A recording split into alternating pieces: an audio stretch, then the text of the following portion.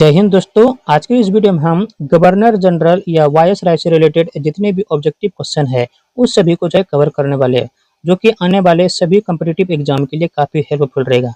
तो चलिए देर न करते हैं, इसका जो है पहला क्वेश्चन हम देख लेते हैं। क्वेश्चन नंबर पहला है, वेलेजली ने कोलकाता में फोर्ट विलियम कॉलेज की स्थापना किस लिए की थी?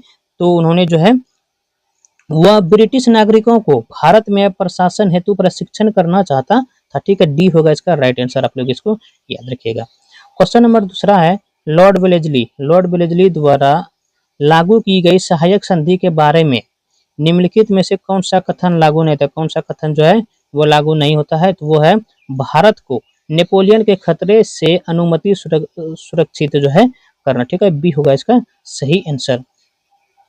क्वेश्चन तीसरा है, जिस वायसराय ने ऐतिहासिक स्मारकों के जीर्णोद्धार और संरक्षण में गहरी दिलचस्पी ली, वह कौन थे? तो वह थे लॉर्ड कर्जन। ठीक है, लॉर्ड कर्जन। एसएससी सीजल 25/7/2023 का ये पूछा गया सवाल है। निम्न में से कौन एक भारत का प्रथम वायसराय था? कौन एक भारत का प्रथम वायसराय था? वो था लॉर्ड कैनिंग। ठीक है, Lord Canning. Option C is the right answer. ठीक है, पांचवा क्वेश्चन जो है, निम्नलिखित कथनों पर विचार करना। ठीक है, रॉबर्ट क्लाइव बंगाल के प्रथम गवर्नर जनरल थे या विलियम बेंटिक भारत के जो है प्रथम गवर्नर जनरल थे? ठीक है, इसका सिर्फ दूसरा सही होगा, यानी कि बी नंबर इसका आंसर हो जाएगा। ठीक है, आईएएस प्रीलिम्स का 2007 का क्वेश्चन है। ईस्ट इंडिया कंपनी का राजपूत राज्य में सहायक संधि करने का मुख्य उद्देश्य था। क्या था मुख्य उद्देश्य? तो वो था अंग्रेजों की प्रभुसत्ता स्थापित करना। डी होगा इसका सी आंसर। ब्रिटिश भारत के अंतिम गवर्नर जनरल कौन थे? ब्रिटिश भारत के जो है अंतिम गवर्नर जनरल कौन थे? तो वो थे लॉर्ड माउंटबेटन। ठीक है, ऑप्शन डी होगा इसका सही आंसर। एसएससी एमटीएस 11/5/2023 का पूछा गया सवाल है। ठीक है, विधवा पुनर्विवाह अधिनियम किसके शासन में क्रियान्वित किया गया? किसके शासन में क्रियान्वित किया गया है? तो क्या गया? लॉर्ड डलहौजी के शासन में। ठीक है, अपने पुत्र के स्थान पर दूसरे उत्तराधिकारी को गोद लेने के अधिकार को पुनः स्थापित किया था। किसने किया था? तो वो किया था 1858 के साम्राज्ञी की घोषणा ने। ठीक है, ऑप्शन डी हो जाएगा इसका राइट आंसर। ठीक है, क्वेश्चन नंबर 10 है, बंगाल के प्रथम गवर्नर जनरल कौन थे? ठीक है, बंगाल के प्रथम गवर्नर जनरल थे वारन हेस्टिंग्स। ठीक है, वारन हेस्टिंग्स। क्वेश्चन नंबर 11 है कि उस समय जब नेपोलियन की शक्ति के सामने यूरोप का साम्राज्य धाराशाही हो रहे थे, नीचे लिखे गए गवर्नर जनरलों में से किस एक ने भारत में ब्रिटिश पताका फहराए रखी? किसने रखी है? तो वो रखी थी लॉर्ड वेलेजली ने। ठीक है, लॉर्ड वेलेजली ने। ऑप्शन सी होगा इसका सही आंसर। लॉर्ड डलहौजी की विलय नीति का प्रथम शिकार निम्नलिखित में से कौन हुआ था? लॉर्ड डलहौजी की विलय नीति का प्रथम शिकार निम्नलिखित में से कौन हुआ था? तो वो हुआ था सतारा। ठीक है, सतारा। यूपी पीसीएस का पूछा गया ये सवाल है 2016 का। 1 नवंबर 1858 को महारानी विक्टोरिया का घोषणा पत्र इलाहाबाद में पढ़कर सुनाया था। किसने सुनाया था? तो वो सुनाया था लॉर्ड कैनिंग ने। ठीक है, लॉर्ड कैनिंग ने सुनाया था। महारानी विक्टोरिया को भारत की सम्राज्ञी नियुक्त किया गया। ठीक है, कब किया गया था? इसको रिपीट करते हैं, महारानी विक्टोरिया को भारत की सम्राज्ञी नियुक्त किया गया। ठीक है, कब किया गया था? तो वो किया गया था 1858 ईस्वी में। ठीक है, 1858 ईस्वी में किया गया। तो ऑप्शन ये होगा इसका सही आंसर। किस वायसराय की हत्या अंडमान निकोबार द्वीप समूह में जब वे भ्रमण पर थे? ठीक है, एक दंडित अपराधी द्वारा की गई थी। किस वायसराय की हत्या की गई थी? तो वो की गई थी लॉर्ड मेयो की। ठीक है, लॉर्ड मेयो की। ऑप्शन सी होगा इसका सही आंसर। क्वेश्चन नंबर 16 है, निम्न कथनों में से कौन सा सही नहीं? इनमें से जो है कौन सा कथन जो है सही नहीं है? तो वो है डी नंबर। ठीक है, बाकी तीनों जो है वो सही है। डी का देखते हैं, लॉर्ड डलहौजी ने द्वितीय के सिद्धांत के आधार पर ब्रिटिश साम्राज्य में समृद्ध क्षेत्र जोड़े। ठीक है, यह गलत है। आंग्ल नेपाल युद्ध, आंग्ल नेपाल युद्ध जिसके शासनकाल में हुआ वह कौन है? ठीक है, किसके शासनकाल में हुआ था आंग्ल नेपाल युद्ध? तो वो हुआ था लॉर्ड हेस्टिंग्स के शासनकाल में, लॉर्ड हेस्टिंग्स के शासनकाल में। ठीक है, अंग्रेजों द्वारा सिंध विजय संपन्न हुआ। ठीक है, किसके समय में? ठीक है, अंग्रेजों द्वारा सिंध विजय संपन्न जो हुआ वो किसके समय में हुआ है?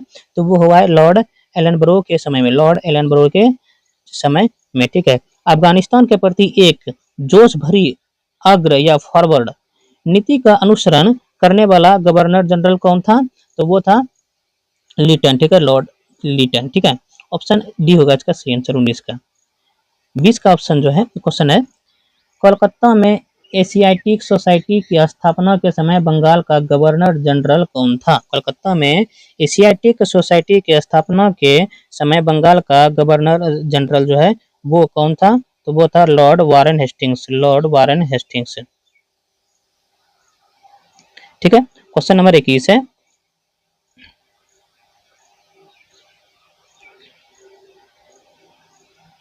सॉरी 21 का कौन सा सही है? इनमें से जो है कौन सा सही सुमेलित है? तो 21 का आंसर हो जाएगा डी। ठीक है, कौन सा सही नहीं, हाँ सही सुमेलित नहीं है तो ये जो है गलत है। ठीक है, डी हो जाएगा इसका राइट आंसर। ठीक है, क्वेश्चन नंबर 22 है, निम्नलिखित में से किसने 1878 के वर्नाक्यूलर प्रेस अधिनियम को निरस्त किया था? किसने किया था? तो वो किया था लॉर्ड रिपन ने। ठीक है, लॉर्ड रिपन ने। 22 का ए होगा इसका सही आंसर। निम्नलिखित में से किस गवर्नर जनरल ने भारत में दास प्रथा को समाप्त किया था? किस गवर्नर जनरल ने जो है भारत में दास प्रथा को जो है समाप्त किया था? तो वो किया था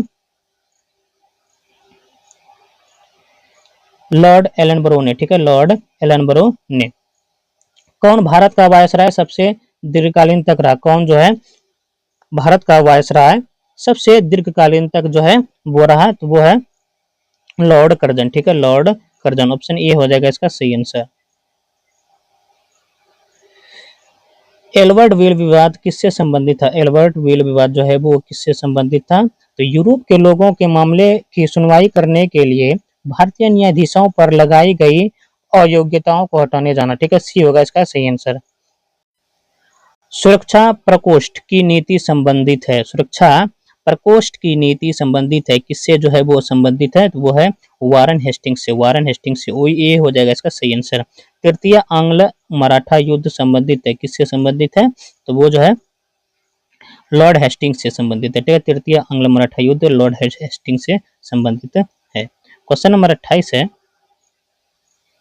निम्नलिखित में से कौन अवध का ब्रिटिश रेजिडेंट था जब अवध का ब्रिटिश साम्राज्य में विलय हुआ? ठीक है, वो कौन अवध था, कौन था? तो वो था जेम्स आउटरम। ठीक है, जेम्स आउटरम। निम्नलिखित में से कौन अवध का ब्रिटिश रेजिडेंट था? कौन था? तो वो जेम्स आउटरम था जब अवध का ब्रिटिश साम्राज्य विलय हुआ। ठीक है, ये हो जाएगा इसका सही आंसर। क्वेश्चन 29 है, क्वेश्चन 29 है, निम्नलिखित युग्मों में से कौन सा एक सही सुमेलित है? ठीक है, कौन सा इनमें से जो है एक सही है? तो वो है ए नंबर। ठीक है, लॉर्ड कॉर्नवालिस अस्थायी बंदोबस्त। भारत में स्थानीय स्वायत्त शासी संस्थाएं 1882 में सशक्त की गई थी। ठीक, किसके द्वारा की गई थी? तो वो की गई थी लॉर्ड रिपन द्वारा। ठीक है, लॉर्ड रिपन द्वारा। क्वेश्चन नंबर 31 है, मिलान करने वाला है। तो 31 का हम स्क्रीनशॉट टिक लगा देते हैं, आप लोग इसको देख लीजिएगा स्क्रीनशॉट लेके। तो 31 का आंसर जो हो जाएगा वो हो जाएगा ए। ठीक है, पहला का यानी तीनों का क्लाइव बंगाल में दोहरा शासन। ठीक है, बी का हो जाएगा 4 बेंटिक अंग्रेजी शिक्षा, और सी का हो जाएगा 1 चार्ल्स मेटकॉप प्रेस पर से प्रतिबंध हटाना, और कर्जन बंग विभाजन। ठीक है, क्वेश्चन नंबर 32 है, भारत में प्रथम रेलवे लाइन किस ब्रिटिश गवर्नर के समय बिछाई थी? भारत में प्रथम रेलवे लाइन किस ब्रिटिश गवर्नर के समय बिछाई थी? तो लॉर्ड डलहौजी के समय, लॉर्ड डलहौजी के समय बिछाई थी। ठीक है, अगला क्वेश्चन है,